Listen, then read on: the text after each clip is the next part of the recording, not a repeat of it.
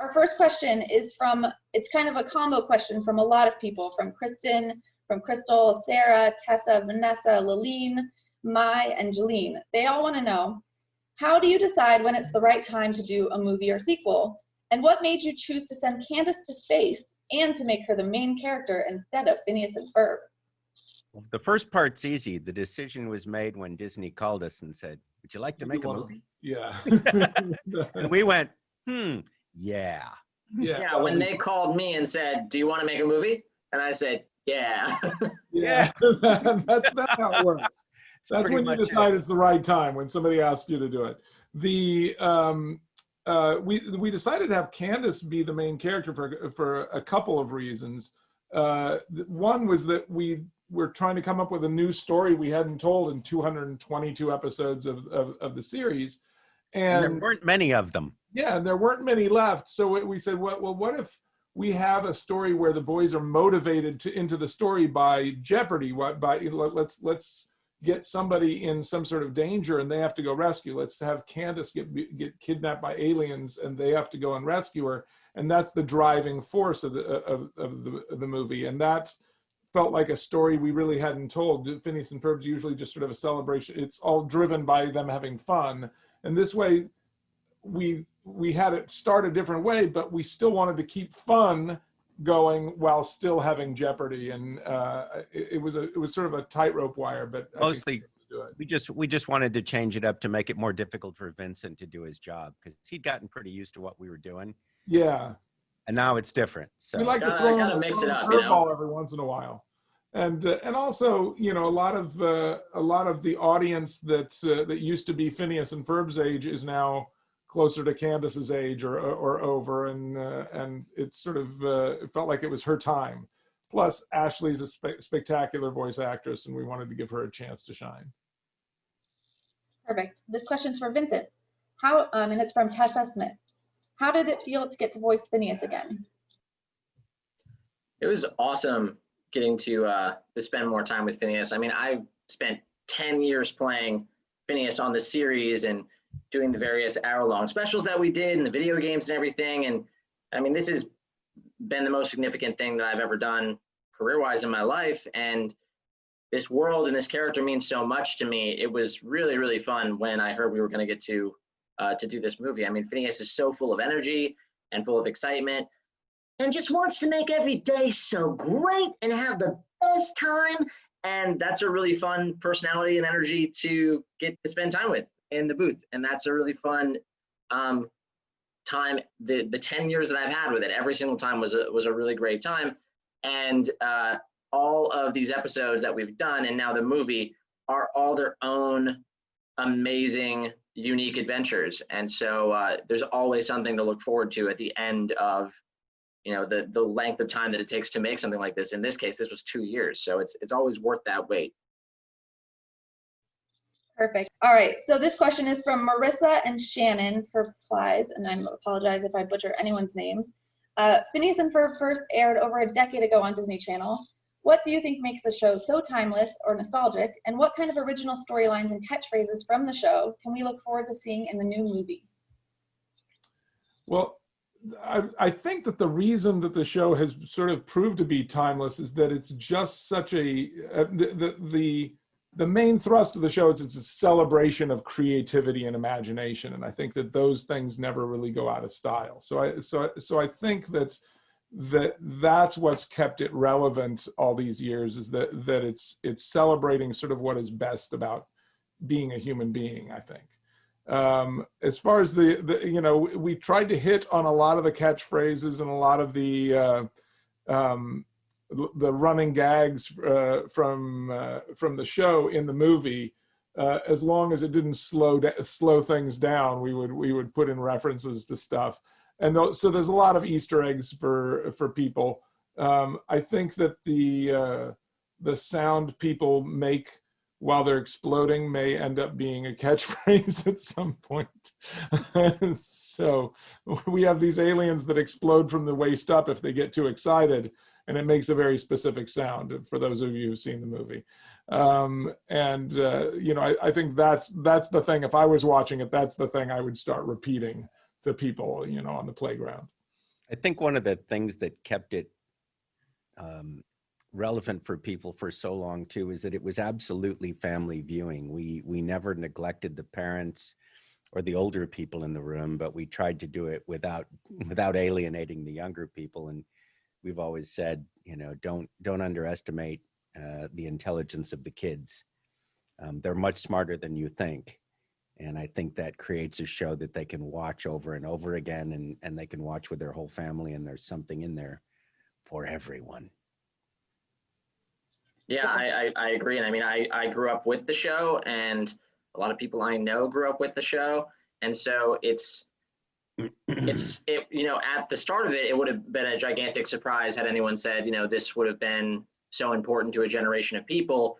But then working on it and seeing what, you know, obviously Swampy and Dan have done, but let alone all of our writers with the music and with these stories and with the humor, it just makes me so happy.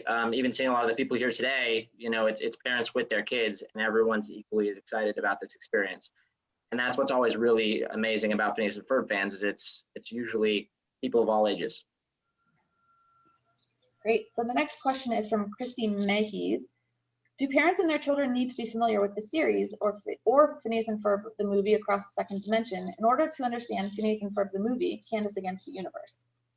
Well, I can highly suggest that you watch the entire series, have a big giant stream of everything first, because you'll get some bonuses, but it's not required. Yes, we made sure that the movie could be a starting point for people who had never seen the series, because, you know, there's a whole generation of kids growing up now who are the right age for this show that didn't grow up with this show on TV all the time. So we wanted to make sure that it was a good entry point. We didn't although kids who weren't born yet, it's sort of like a baby Mozart thing, is like when people are going to have kids, they play Phineas and Ferb music. Apparently makes them smarter as they. Yes, yeah. Exactly. Yeah, we can definitely advise watching and listening to Phineas and Ferb. Yes. Yeah, early. There's a study that was done at the University of Dan and Swampy about that. University of Danville. Yeah. All right, the next question is from Sarah Gilliland. It is, what was it like to get the original cast back together again to revisit these characters and their stories? It was like going back for a reunion. You know, it's all these people that we spent 10 years with, and then, you know, we see them periodically, you know, a lot of them, but it was great to just get back together and do the thing that we used to do together. It's been just a joy. You know, every time we have somebody new come into the studio, there's like, oh, hey, Bobby's back, or, you know, Ashley's back. It was just so much fun. It was a great time. It wasn't so exciting to see Vincent again because we're friends with him. So yeah, we see him know all the everything time. he's doing. We talk to him all the time. We know. Yeah. As a matter of fact, they've seen me too much. Yes, actually. They're like, when you come into the studio, just wear a bag or something. We Yes. don't need to see We're you actually anymore. seeking a restraining order against Yeah. Vincent because No more seeing you. Everyone else, it's a reunion. But get out of our lives. It's we been started just very long. recording him like this. Yeah. Yeah. So. All right, the next question is from Crystal Everdeen. If you could go on any adventure with Phineas and Ferb, what would it be? Ooh, I sure like the space adventures that we've done. We've sent them into space a couple of times, and never as far as this one, I think. But you know, that sounds like fun to me, exploring out in the great beyond. I love the idea of chasing the sun around. Yes, that would be epic. Yes. Yeah, we did an episode where they tried to make the longest day by circling the globe at the same speed as the sun. That's what I was going for sure. Yeah. Yeah. You can come with us. All right, I'll be there too. Okay. Great. The next question is from Sarah Lemp's son, Taylor, who is age 12. Will Phineas and Ferb's mom ever actually finally see one of their inventions? And how do you think she would actually react? Well, you know, she does in Quantum Boogaloo, the episode Quantum Boogaloo, but everybody's grown up, so it's sort of a hollow victory for Candace. I think that the reaction that we did in the episode that turned out all to be Candace's dream inside of Perry's dream may be a little intense for Mom, but she would be really shocked if she found out that everything that Candace has been telling her is all true all summer, I think. And Mom's a pretty good mom. I think she would be equal parts impressed with her kids' creativity and ingenuity. Yes. As well as also being aware that this might not be the smartest or safest thing to do in the backyard. But Mom's pretty good and understanding, and I think she loves the creativity of her kids. So it would be a difficult call. It's like, this is really amazing and totally impressive, but probably something you shouldn't be doing here. Yes. And also, she technically saw one of our amazing, it wasn't an invention, but achievements in Dude, We're Getting the Band Back Together when we got a love handle back. That's right. So she technically did also see that occur, and she seemed pretty cool with that. So yeah, you may not have realized that the boys set that all up. Exactly. But she did see it. And it was impressive. Great. The next question is from Lynette Fernandez. It's nice that Candace finally has a breakthrough about her relationship with her brothers. Is that the point of this film, or is there another message you're trying to convey? I think that's the emotional message of the film. And when we were making the movie, we because there's other parts of the story, and we originally had them getting back together too early and realized that as soon as they get back together, the story that we're interested in, which is the emotional story between those characters, is over. And we had them getting back together too early, and then Candace was ganging up with them to help save the world afterward. And so it sort of felt like the story was over, and then we had like another 35 minutes of movie with another story. And so the more we juggled things around till that moment could happen later, the better the movie felt. Because I think that's what the movie really ends up being about, is Candace's relationship with her brothers. And that's what we like. Our favorite moments tend to be when we understand what their relationship is, but when you remind people that they're siblings who love each other very much, and you have those emotional connections, it's really satisfying. Because I think we're all like that to some degree with our siblings. Sure, they drive us crazy, but they're there for you. Yeah. And those are really, really moments worth working for in storytelling. Yeah. Great. The next question is from Marissa and Shannon. What have been some of your favorite songs from the series, and will there be any songs like Gitchy Gitchy Goo or the roller coaster song that fans will remember and be singing for years to come that are in the new film? I think my favorite song is the Brick theme song. I think it's really the most. It took as long to write as it did to sing. Yeah. It was there's a lot of great songs that I'm really proud of in the series. I really like Summer Belongs to You from our first hour-long special. I think that's one of the best songs we've written. I think Carpe Diem is one of the best songs we've written. I think the finale song that's called Time Spent / Curtain Call is really, that's a hard one for me to get through without. Yeah, that one's really sad. Yeah, and, I can't get through without and then there's like just fun boppy songs like Gitchy Gitchy Goo and Come Home Perry is really good as well. Oh, Come Home Perry is lovely. Come Home Perry's great. That was nominated for an Emmy. It's I didn't even know that. Yeah, it was nominated for an Emmy. It didn't win, which is why we never told you about it. I like you. Had it won, you would have told me. I like you singing "Kick It Up a Notch" with Slash. Oh yes, that song that's really cool. Sang a song with Slash. Yeah, that was really cool. I will admit, even when we did "We're Back," which is the song that we just premiered. Yeah, which is in the end credits. Which is in the end credits of the song. I mean, we recorded that pretty recently. I think we can say that. Like, we recorded it during quarantine. So that came to me a lot later than the other music in the movie.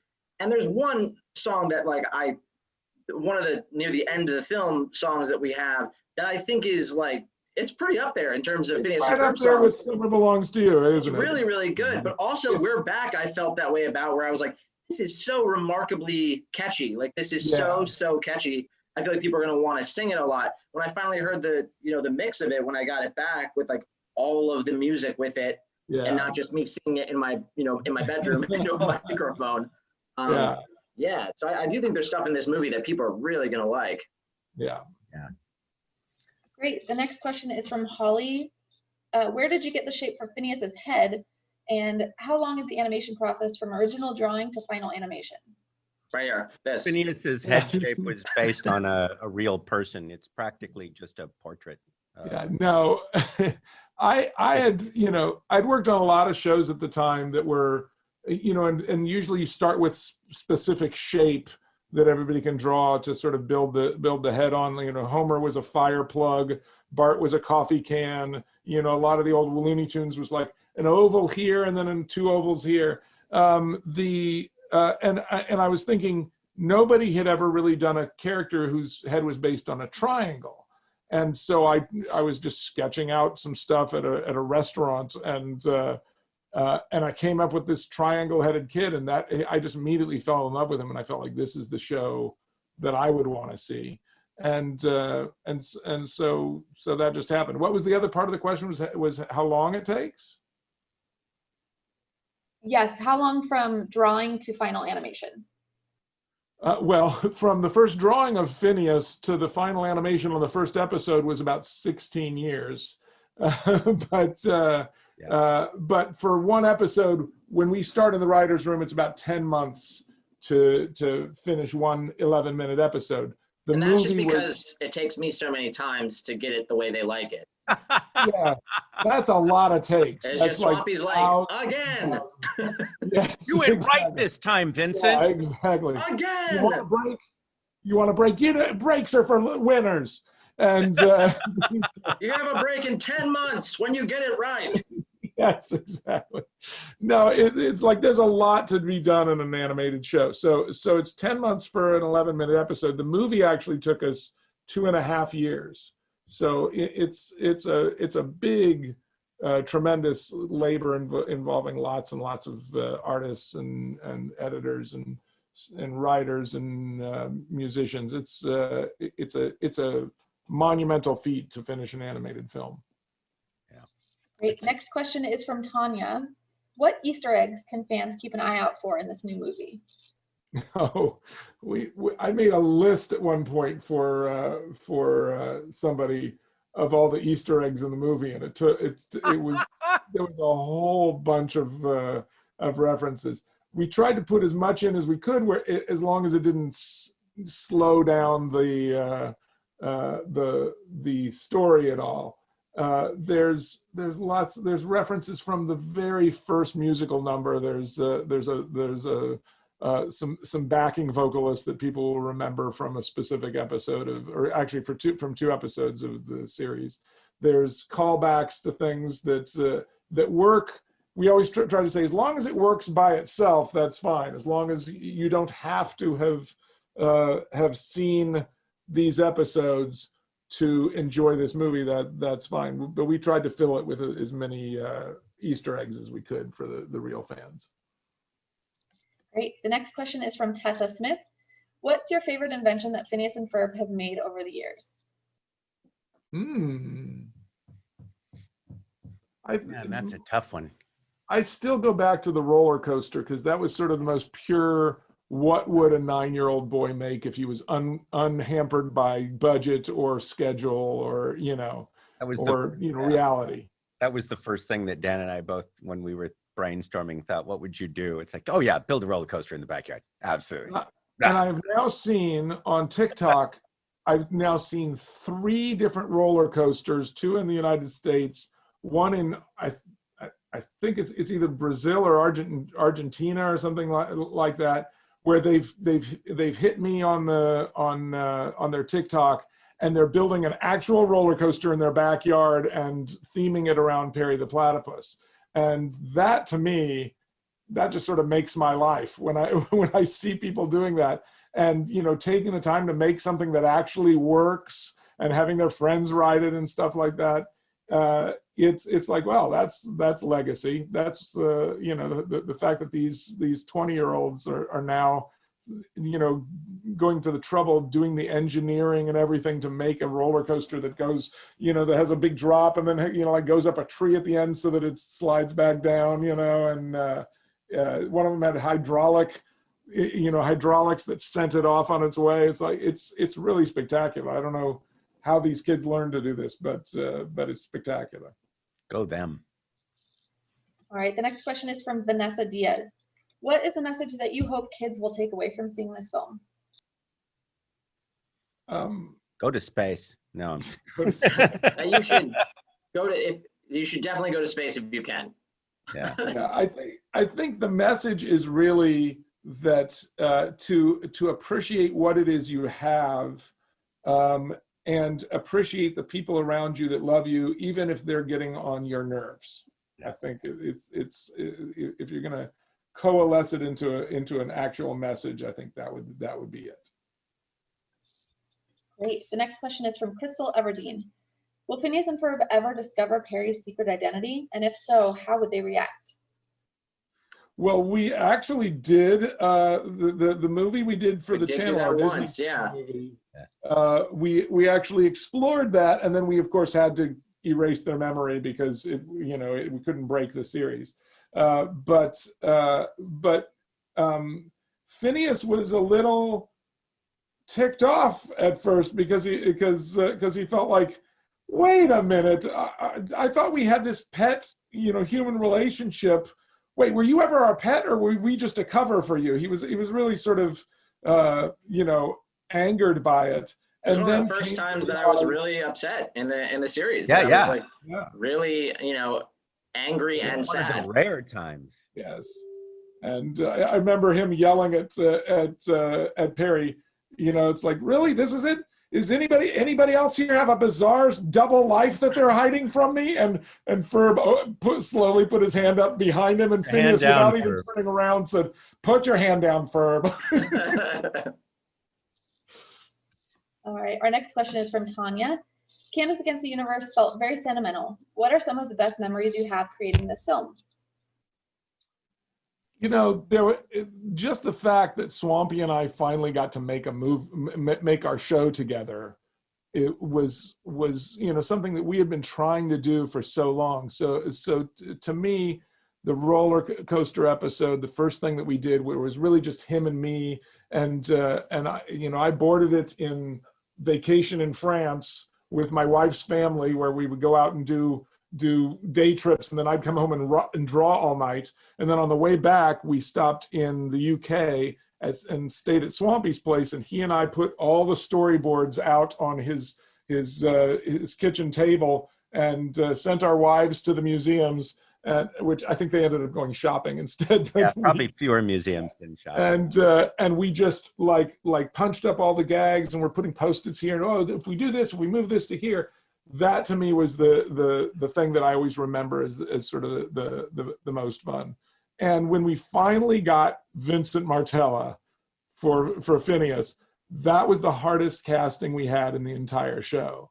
Because it was so hard to find somebody whose voice sounded optimistic and positive without sounding either nerdy or false or arrogant or arrogant. It's like there's a very fine line there, and we actually cast that twice with two other people, and then put it together and found out it did not work. And I think that they all had a lot of the reason accidents. The show. Yes. Well, they all but I think disappeared. We promised not to talk about that. Yeah. I think a lot of the success of the show rests on Vincent and Ashley's performances. I think that they're so good, and Vincent's voice makes him so likable from the very beginning. The first time kids see that voice, or see that character with that voice, he's a likable character. He's cool without being aloof. He's smart without being nerdy. He's everything because of that. And then Ashley playing off of that was fantastic. And it was that one line, "Aren't you a little young to be a roller coaster engineer?" And yes, yes, I am can either sound like, yeah, jerk, of course or it can sound like, thank you. And Yeah. Vincent Reed made that so clearly sound like, thank you. Yeah. That just like, oh yeah, okay, we're done. Well, thank you. That's very nice of both of you to say. I appreciate that. We weren't going to tell him that, Dan. Why did you? Yeah. It's Ignore been Now, over 10 now years. he's going to want more money for the sequel. Yes, it's been over 10 years. They never said something so nice about me. Well, we want to keep his head to a regular size. All right, the next question is from Sarah Lump's sister, Val, who happens to be a public school teacher. So when summer Excellent. vacation finally ends, will Phineas and Ferb be attending in-person school or doing virtual learning at home? First of all, thank you for being a teacher. My daughter's a teacher, and that's just the coolest gig. Yeah. So thank you. Yeah. Well, we'll see. I don't know that, like if we were doing the series right now, we would probably do a bit about quarantine. I think that would be something that I'd like to explore what they would do during that time. I think hopefully by the time anything that we would make now would be done, hopefully quarantine will be over. That's like knock on wood.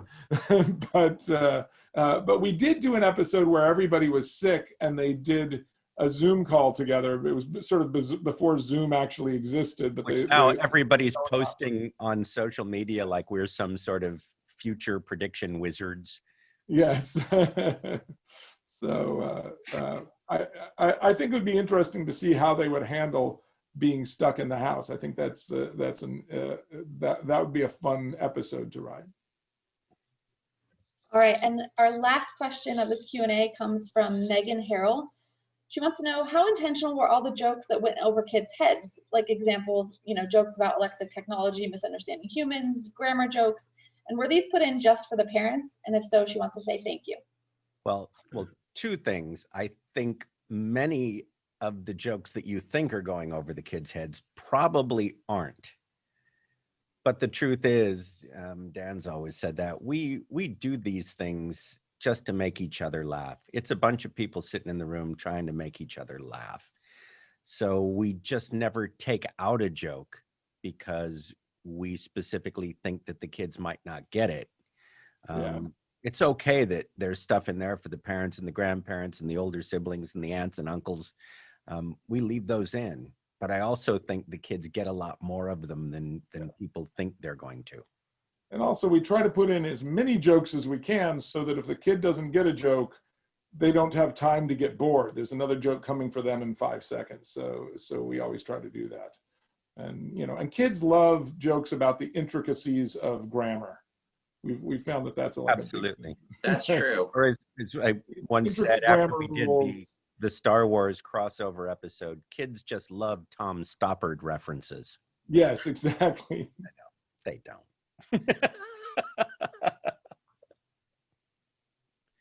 All right, so that was our final question, but I just want to remind all the bloggers that Phineas and Ferb, the movie Candace Against the Universe, is streaming this Friday on Disney+. And Dan and Swampy, I'm going to let you, and Vincent, I'm going to let you guys just say goodbye and whatever else you want to say to wrap it up. So. All right. Well, we want to thank you for coming and listening to us blather on about this and that, which is our favorite thing to do. And thanks for being fans of the show and for watching it with your families and for everybody who's supported us all these years. Genuinely, thank you for giving me the opportunity to keep doing this job for so long. Yeah, thank you guys for spending summer with us. This has been really, really fun. It's been a lot of time and love has been put into the show. So I hope everyone loves the movie, and thank you for letting us keep making you guys laugh.